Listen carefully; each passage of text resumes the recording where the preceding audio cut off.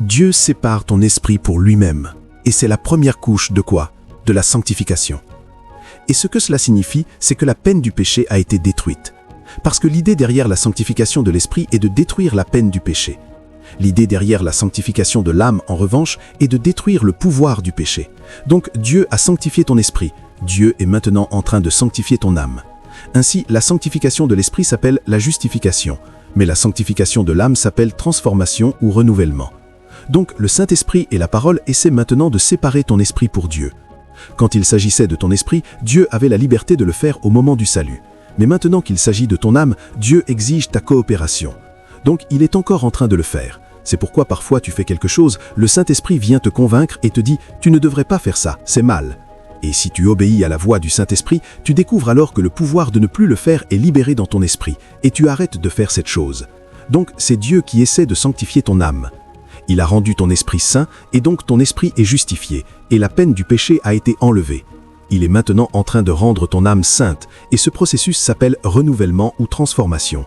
Et c'est ce que tu trouves dans Romains 12 à partir du verset 2, où il dit au verset 1 particulièrement « Présentez-vous ».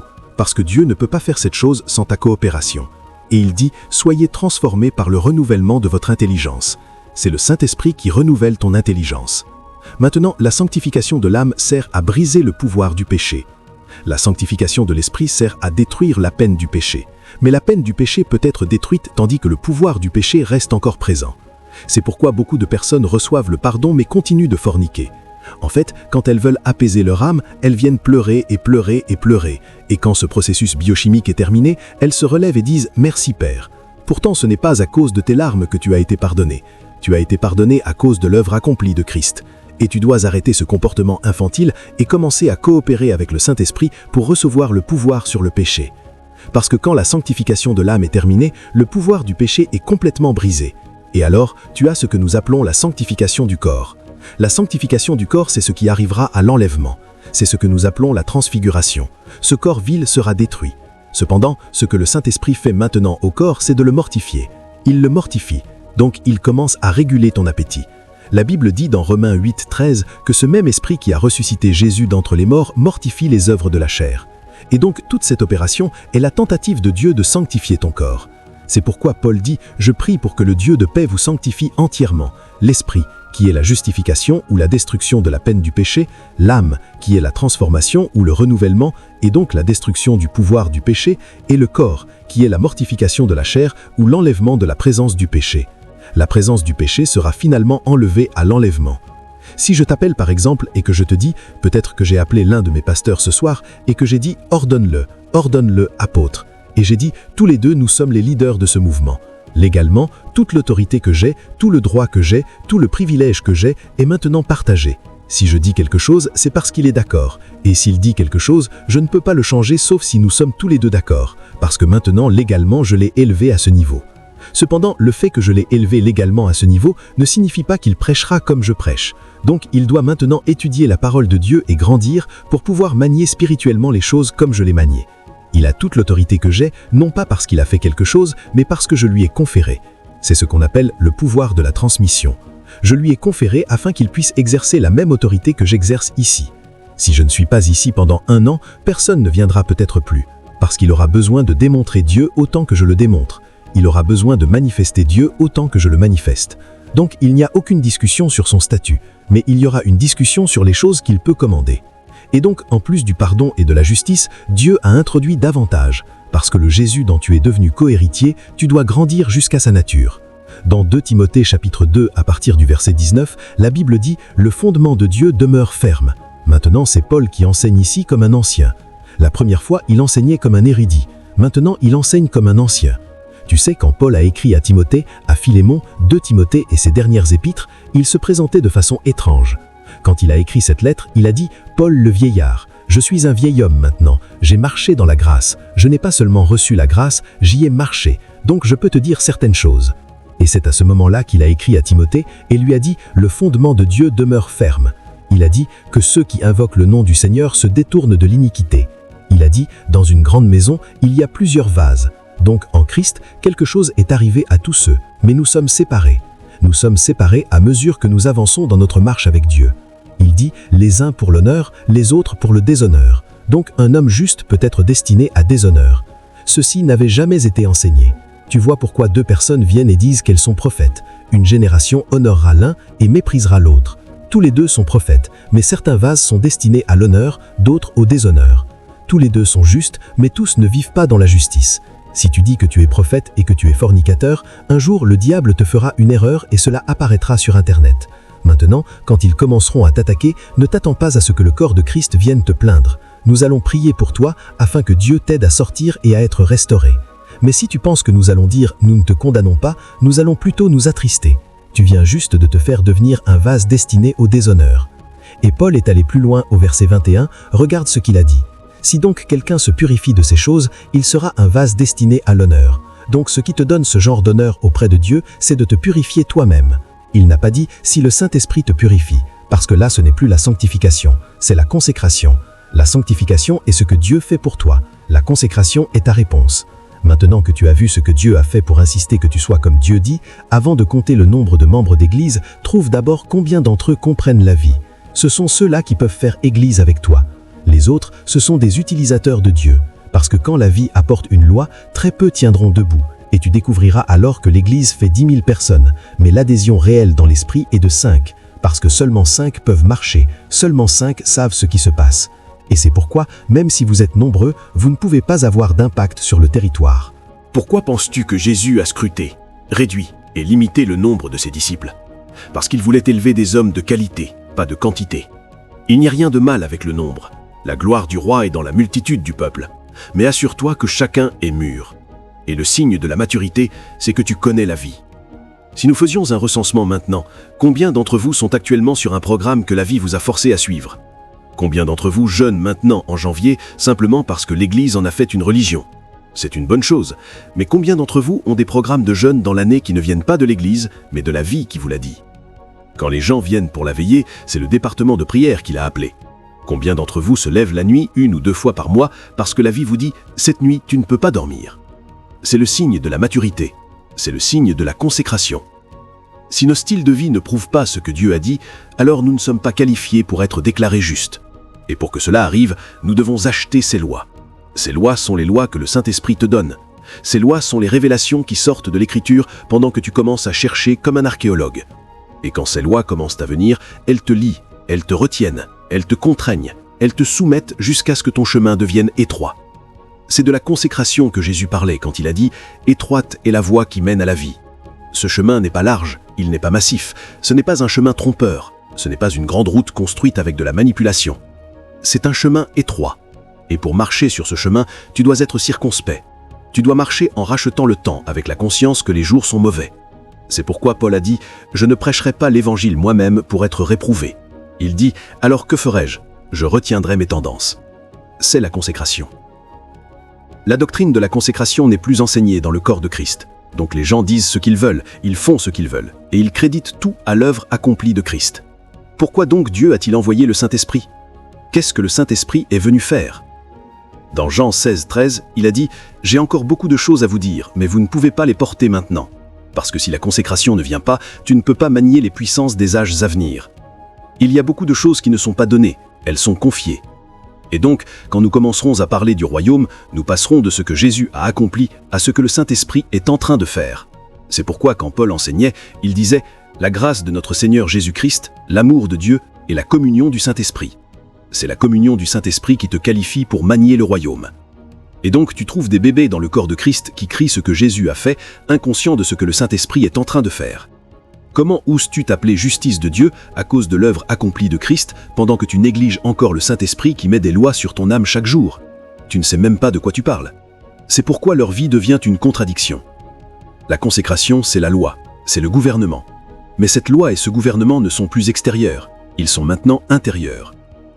Les enfants d'Israël n'avaient pas la nature de Dieu, et ils essayaient de garder la norme de Dieu, donc c'était important. Mais maintenant que la nature de Dieu a été mise en toi, le Saint-Esprit vient t'aider à la vivre au dehors. Et donc, le gouvernement de la consécration ne coule pas de l'extérieur vers l'intérieur, il coule de l'intérieur vers l'extérieur. Et donc, ce que le Saint-Esprit fait, c'est d'entrer profondément en toi et d'excaver cette vie de Dieu et de l'amplifier pour qu'elle commence à te dominer. Et donc, un croyant doit d'abord accepter les directives du Saint-Esprit afin d'embrasser les exigences de la consécration. Et c'est seulement quand la consécration naît que le royaume peut émerger à travers toi. Le royaume n'est pas pour tout le monde, il est pour ceux qui comprennent la consécration. Il y a 3 canaux par lesquels cette loi vient. Le premier est le Saint-Esprit. Le Saint-Esprit est le guide de l'Esprit. Il y a beaucoup de choses que ton intelligence ne peut pas te faire entrer.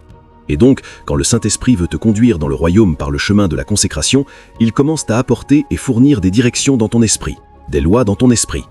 Ton travail n'est pas de te préoccuper de ce que tout le monde fait, ton travail est de te préoccuper de ce que le Saint-Esprit dit à chaque moment. Dieu peut te conduire dans un ministère, et il te guide pour t'aider. Nous donnons des possibilités générales, donc nous pouvons te dire de jeûner, nous pouvons te dire de prier, nous créons toutes ces choses parce que nous savons que nous avons un buffet spirituel. Toutes ces choses sont des ingrédients. Donc au cas où tu n'as pas encore commencé à entendre le Saint-Esprit, nous étalons la feuille. Donc pendant que tu le fais, l'un peut t'aider jusqu'à ce que le Saint-Esprit vienne. Mais la vraie consécration commence quand le Saint-Esprit vient, parce que tu peux trouver 3 fornicateurs. Le Saint-Esprit dira à l'un « Commence à prier la nuit ». C'est la loi de la consécration pour lui. Maintenant, cette personne qui prie la nuit, ce n'est plus un choix. Le jour où elle ne prie pas la nuit, c'est un péché, parce que pour elle, cette instruction est une loi. Une autre personne qui fornique encore comme cette personne, le Saint-Esprit peut venir à elle et dire « Chaque matin que tu reçois, donne 80% de cela ». Même si cette personne n'a pas de quoi manger, cette chose est une loi. Parce que l'idée derrière la consécration est de briser le pouvoir de la chair. Tu peux suivre un homme, il t'inspirera jusqu'à une jonction. Il y a une jonction où la consécration te séparera et quand tu seras séparé, tu ne pourras plus ressembler à cet homme. Cet homme pourra devenir un enseignant de la parole, mais quand tu entreras dans un corridor, tu ressortiras comme prophète. Tes voix deviendront différentes parce que tu capteras la fréquence d'une autre dimension. Tu capteras les tons d'un autre ordre. N'as-tu pas lu que Jérémie est né d'un prêtre, mais qu'il y a eu une rencontre? Il y a eu un appel à un règne qui l'a fait opérer avec des lois qui ne sont pas conformes à la prêtrise lévitique. Il a dû sortir comme prophète. Un prophète, et il était un prophète qui pleurait. Pendant que le prêtre parle aux gens de l'attention et du pardon des péchés, Jérémie vient avec le jugement, la vengeance, les causes et les lamentations. Parce que la consécration sépare les hommes en différents ordres. Tu penses que l'Église sera invincible juste parce que nous accordons sur la même doctrine? Certaines choses ne sont pas de doctrine. Quand le Saint-Esprit te conduit, il ne te conduit pas simplement à un endroit. Quand tu voyages avec lui, tu découvriras que tu deviens. Parce que tous ceux qui sont conduits par l'Esprit de Dieu, ils n'arrivent pas à une destination. Ils deviennent fils de Dieu. Et les fils sont ceux qui ont pouvoir sur les démons. Il dit « Je t'écris, jeune homme, parce que tu as vaincu le malin, parce que tu es fort et parce que la parole du Seigneur demeure en toi. » Quand le Saint-Esprit te conduit, tu deviens. C'est un chemin rude, mais tant que tu ne verras pas toi-même comme un agneau sacrificiel, tu n'accepteras pas. Sais-tu ce que cela signifie? Quand le Saint-Esprit visite ton espace avec un gouvernement, il saisira ta vie. Quand tu as fait cet appel à l'autel sur le terrain de croisade, tu n'as pas donné ta vie à Christ. Quand nous disons « viens et donne ta vie à Christ », c'est une erreur de sémantique. Ce que tu as fait à l'appel à l'autel, c'est en réalité recevoir la vie de Christ. C'est dans la consécration que tu donnes ta vie à Christ. Parce qu'il y a eu 2 confessions que tu as faites. La première confession que tu as faite est la confession de son immortalité. C'est là que tu as reçu sa vie. Tu as dit « Je crois que Christ est ressuscité d'entre les morts ». La seconde confession que tu as faite est basée sur la consécration. Tu as dit « Deviens le Seigneur de ma vie ». Donc Dieu te donne sa vie et il prend la tienne au salut. Il te donne sa vie dans la consécration, il prend la tienne. C'est pourquoi dans 1 Corinthiens 6:20, il dit « Tu n'es plus à toi-même, ton corps a été acheté à un prix, même ton corps n'est plus à toi. » Regarde les gens qui vont se suicider, ils disent « Je suis fatigué ». Tu n'as pas le droit d'être fatigué. Quand tu maîtriseras la consécration, tu réaliseras que même ton opinion n'est plus à toi. C'est pourquoi quand tu trouves des chrétiens qui connaissent la consécration, tu ne les vois pas sauter en ligne pour tout dire. Ils parlent quand Dieu parle, parce que même leur bouche n'est plus à eux. Tu n'as plus d'opinion, tu n'as pas d'opinion sur la politique, tu n'as pas d'opinion sur les affaires. C'est l'opinion de Dieu qui est ton opinion. C'est ce que la consécration t'enseigne. Et le pouvoir de la chair est la plupart du temps enraciné dans l'égoïsme. Et donc la raison pour laquelle le Saint-Esprit amène ses gouvernements est de briser ses pouvoirs. Un autre qui fornique, et le Saint-Esprit lui dit « Adore-moi chaque matin pendant 2 heures ». Même si tu vas au travail à 7 heures, tu dois adorer pendant 2 heures. Donc ce que tu dois faire maintenant, c'est commencer à te réveiller à 4h30. Quand tu auras fini d'adorer, tu te doucheras et tu iras au travail. Comment tu arrives au travail, ce n'est pas l'affaire du Saint-Esprit. Il veut que tu maîtrises les corridors de la vie. Et donc la seule façon qu'il peut le faire est de briser les choses qui te font regarder seulement toi-même et non Dieu et les autres.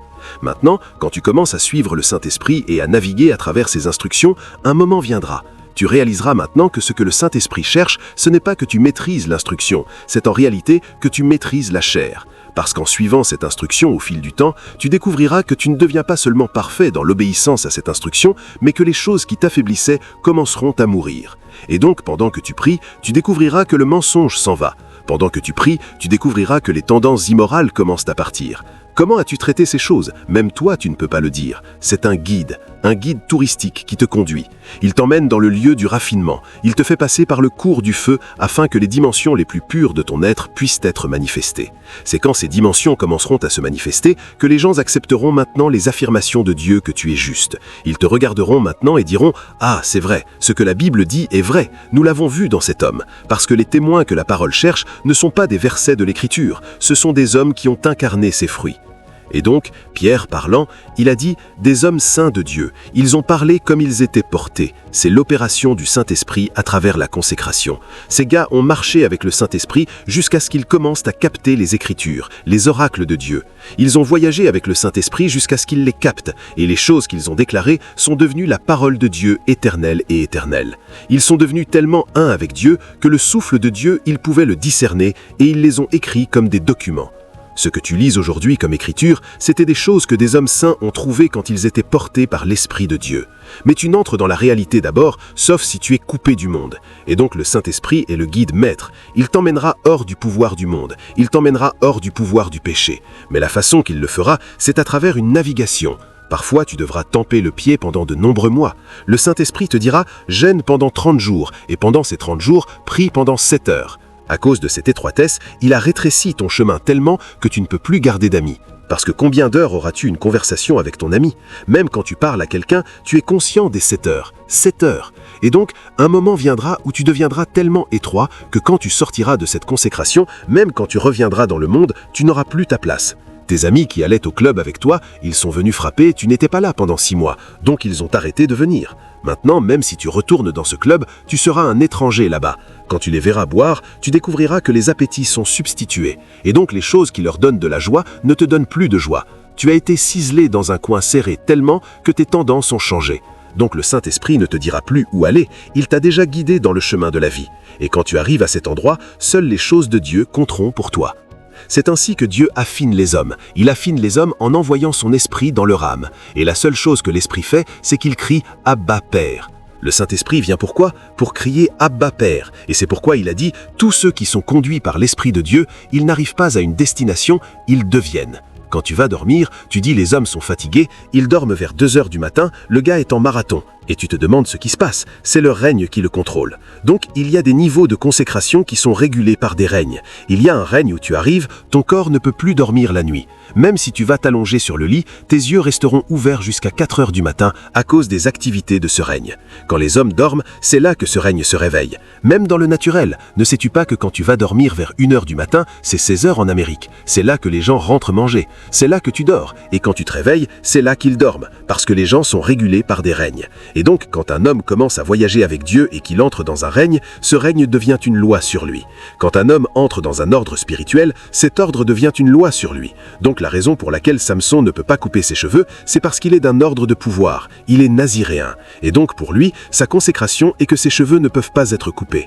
Quand la mère de Samson était enceinte, sa consécration était qu'elle ne pouvait pas boire de vin fort, parce qu'elle était entrée dans un ordre, et dans cet ordre, le vin est une violation.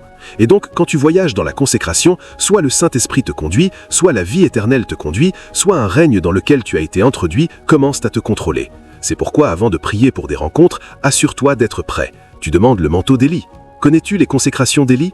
Quand cette puissance est venue sur Jean-Baptiste, il a dû quitter sa maison, parce qu'Élie vivait dans le désert. Quand cette puissance est venue sur Jean-Baptiste, il a dû s'habiller de peau de chameau, il a dû manger des sauterelles, parce que quand il est sorti, on savait que cet homme allait aller où Élie était allé. Et donc les scribes qui avaient les chroniques des autres dans l'esprit, quand ils l'ont regardé, ils sont nus que celui-ci était venu dans l'esprit et dans la puissance d'Élie, parce qu'il vivait dans la parole d'Élie. Tu demandes la grâce qui était sur Hénoch. La Bible dit qu'Hénoch marcha avec Dieu et il ne fut plus. Si tu entres dans l'ordre d'Hénoch, tu ne peux pas te marier. Tu ne peux pas faire partie de la civilisation. Tu ne peux pas faire partie de la société. Tout cela est des dimensions du royaume et Dieu le permet parce que ce qui rend l'Église invincible, ce sont les tributaires de consécration qui jaillissent des hommes qui marchent avec l'Esprit. C'est pourquoi tu as un enfant de Dieu et tu as un fils de Dieu.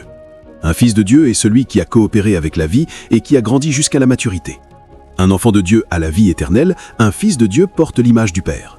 Un fils de Dieu suit le Saint-Esprit. Et un fils de Dieu porte les fardeaux du royaume. Il faudra un entraînement de la vie pour que tu arrives là. Et donc, quand Paul enseignait dans Romains 8:2, il a dit « La loi de l'esprit de vie qui est en Jésus-Christ m'a affranchi de la loi du péché et de la mort. » Le mot affranchi est le mot éluté. Si tu étudies le verset 21, quand il dit que la création est dans l'esclavage, c'était encore cet esclavage qui me retenait. Mais au verset 19, il dit que l'attente ardente de la création attend ceux qui ont marché par la vie. Elle attend ceux qui ont compris. Si tu n'as pas fonctionné selon la loi de l'esprit de vie, tu ne peux pas apporter le salut à la création. Et donc, la filiation est en réalité la capacité de se soumettre au gouvernement de la vie. Parce que de la même manière que la conduite du Saint-Esprit te rend fils, les opérations de la vie dans ton esprit te rendent aussi fils. Et c'est pourquoi le second chemin de la consécration, ce sont les impulsions de la vie. Ne t'es-tu jamais réveillé avant ? Le Saint-Esprit ne te parle pas, mais il te semble qu'il faut manger ce matin. Tu veux manger, et c'est comme une impulsion que la vie t'enseigne. Parce que la Bible dit « Malheur à toi, ville, si tes princes mangent pour le plaisir et non pour la force. Mais bienheureuse est la ville dont les princes et les nobles mangent pour la force et non pour le plaisir. » Et donc, il y a beaucoup de fois où tu devrais manger et la vie te dit « Non, ce n'est pas le moment de manger. » L'heure de la guerre arrive et c'est une abomination pour les rois d'aller dormir. Quand les princes vont à la guerre, quand la guerre vient, la vie enseigne. Et cette syllabe de la vie est ce qui fera que ta main maîtrise les mouvements de l'esprit. Tu maîtrises la fréquence parce que la vie ne parle pas en termes cognitifs. La vie parle sous forme d'impressions, d'impulsions et de signaux. Et donc, quand un homme commence à coopérer avec la vie, sa parole intérieure devient plus grande que la parole extérieure. Ce qui te fera vaincre le monde, c'est à cause des opérations de la vie.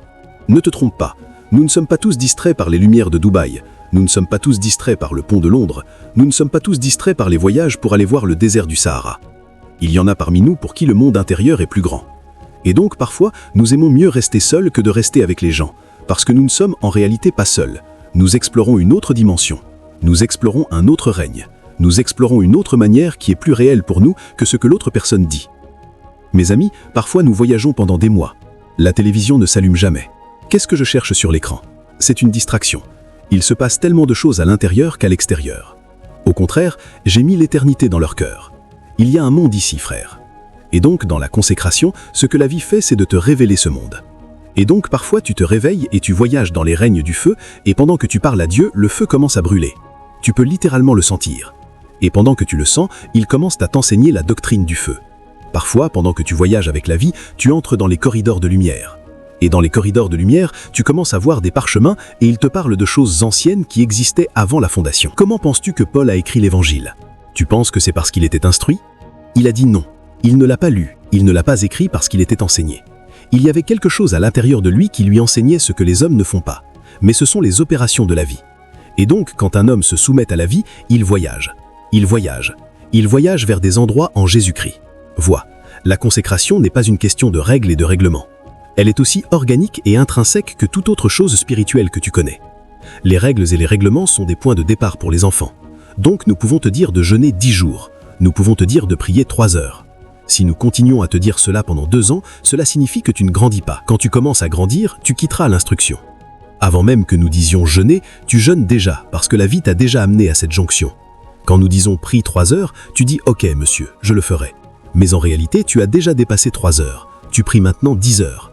Et tu ne pries pas seulement 10 heures, tu pries dans des règnes. Donc, quand nous te donnons des instructions, tu ris, tu comprends. Nous devons donner ces instructions parce que nous parlons à tout le monde. Quand les matures se rassemblent, nous nous posons des questions. Qu'est-ce qui se passe à l'intérieur ? Qu'est-ce qui se passe ?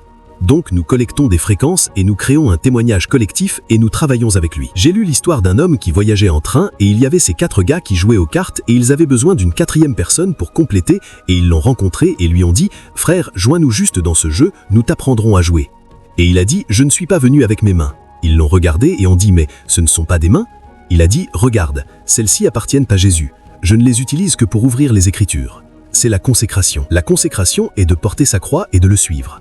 Il y a 2 repos que tu as en Christ. Le premier, il te le donne. Le second, tu le retrouves. Matthieu 11, 28, il a dit « Suivez-moi, je vous donnerai du repos ». Après qu'il t'a donné ce repos, il dit maintenant « Porte ta croix ». Il y a un repos que tu dois retrouver. Ce repos que tu retrouves, c'est ce qui devient la consécration. Et c'est pourquoi le royaume sort de toi. Il y a beaucoup de personnes qui citent le salut, qui citent la justice. Elles ne savent pas pourquoi les démons ne les connaissent pas. Elles ne le savent pas parce qu'ils doivent te connaître comme ils connaissent Christ. Ils ont dit « Jésus, nous le connaissons. Paul, nous le connaissons. Mais toi, qui es-tu » La consécration est le fondement de la vie du royaume. Mais le Saint-Esprit te guidera jusque-là. Et puis, le second moyen d'atteindre la consécration est par les impulsions de la vie éternelle. Quand Dieu t'a donné la vie, ce n'est pas seulement pour que tu entres dans la classe de Dieu. Non, c'est aussi pour que tu marches comme Dieu. Il a dit « Faisons l'homme à notre image, selon notre ressemblance ». Quand tu es fait à l'image, tu marches aussi selon la ressemblance. Et donc, il y a beaucoup de chrétiens qui sont faits à l'image, mais ils ne marchent pas selon la ressemblance. J'espère que tu sais que dans ce royaume, il y a 2 définitions d'un enfant de Dieu. La première définition est celui qui est né de l'esprit.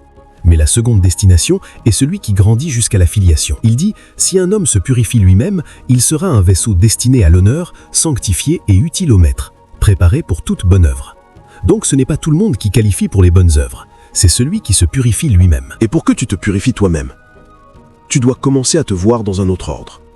Tu t'es présenté comme prédicateur et apôtre, maintenant il est temps de te présenter comme prisonnier de Christ. Tu t'es présenté comme la justice de Dieu, maintenant il est temps de te présenter comme le premier des pécheurs. Et maintenant que tu sais qu'il y a des manquements dans ta vie, tu dois te tourner en sacrifice et laisser Dieu te ciseler. Et donc, dans Romains chapitre 12, après que Paul ait enseigné toute la belle doctrine du chapitre 1 au chapitre 8, il est arrivé au chapitre 12. Et c'est là qu'il est allé enfin. Tu sais, quand tu entends « enfin » dans l'Écriture, ils sont sur le point de dire des choses lourdes. De Romains 1 à 8, il nous montrait les dynamiques de l'œuvre accomplie de Christ et les œuvres du Saint-Esprit, et cela est pour le monde entier, les gentils inclus. De Romains 9 à 11, il parlait particulièrement aux Juifs. Maintenant qu'il nous a parlé à nous les gentils, que nous aussi nous qualifions à cause de Christ, et qu'il a aussi parlé aux Juifs qu'ils ne doivent pas penser qu'ils qualifient juste à cause d'Abraham, qu'ils aussi qualifient à cause de Christ. Il nous a tous regroupés. Il dit maintenant, enfin mes frères, que vous soyez gentils ou juifs, je vous exhorte à présenter vos corps en sacrifice vivant. Donc tu ne peux pas connaître la consécration tant que tu ne commences pas à te voir comme un sacrifice vivant. Maintenant ce n'est pas un sacrifice mort. Un sacrifice vivant est égorgé pendant qu'il est éveillé. C'est comme le principe de la circoncision. Tu seras éveillé et tu couperas des pierres tranchantes et tu circonciras le prépuce. Présentez vos corps en sacrifice vivant, saint et agréable. L'Église est sans puissance parce que nous avons laissé le monde entrer. Nous avons laissé le péché rester avec nous et nous avons légalisé le péché par des doctrines erronées. Il y a beaucoup d'endroits où les gens vont et ils disent que ça ne fait rien s'ils forniquent. Ils sont pardonnés. Ça ne fait rien parce que la peine du péché a été traitée. Mais le pouvoir du péché a une conséquence. Il donnera au diable un point d'entrée. Et l'effet de ce que le diable fera n'affectera pas seulement les gens, il affectera aussi le territoire. Et donc, il y a une conséquence si tu continues dans le péché. Cette conséquence est encore plus dangereuse que tout ce que tu pensais avoir été traité. Tu sais, la Bible parlant, elle dit qu'à la résurrection, les hommes deviendront comme des anges. Ils ne se marieront ni ne seront donnés en mariage. Cela signifie que les anges, selon leur ordre et leur règne, ne se marient pas. Maintenant, si tu commences à opérer avec l'autorité d'un ange pendant que tu es sur terre, tu découvriras que le mariage deviendra difficile pour toi. C'est pourquoi des hommes comme Paul ne se sont pas mariés. C'est pourquoi certains hommes de Dieu ont des problèmes de mariage. Ce n'est pas ce que les médias disent.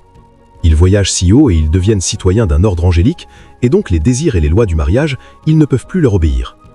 C'est juste comme un avion qui atteint une vitesse de libération, cet avion ne peut plus rester au sol. Donc quand un homme voyage et entre dans un ordre angélique, son mariage sera menacé. Je te dis pourquoi beaucoup d'hommes spirituels ont des mariages contestés. Si tu voyages, il y a beaucoup de règne dans l'esprit. Si par n'importe quel moyen, tu entres dans un ordre angélique et que tu commences à opérer comme un ange, non.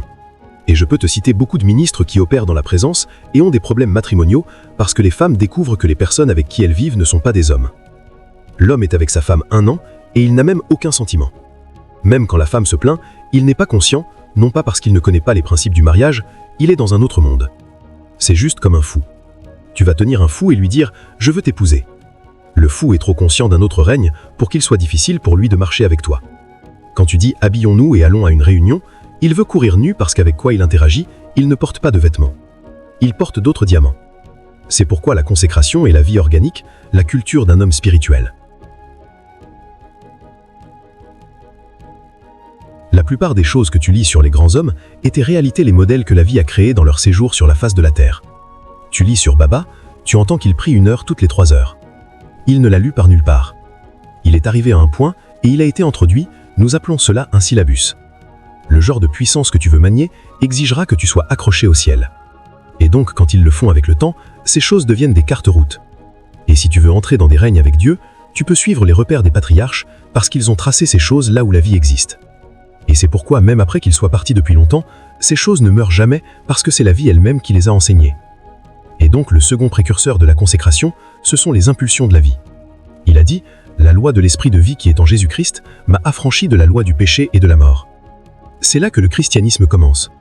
Tu n'entends encore le Saint-Esprit, la vie ne te traite pas encore et tu dis que tu es chrétien. Tu as un bon titre, garde-le. Mais avance.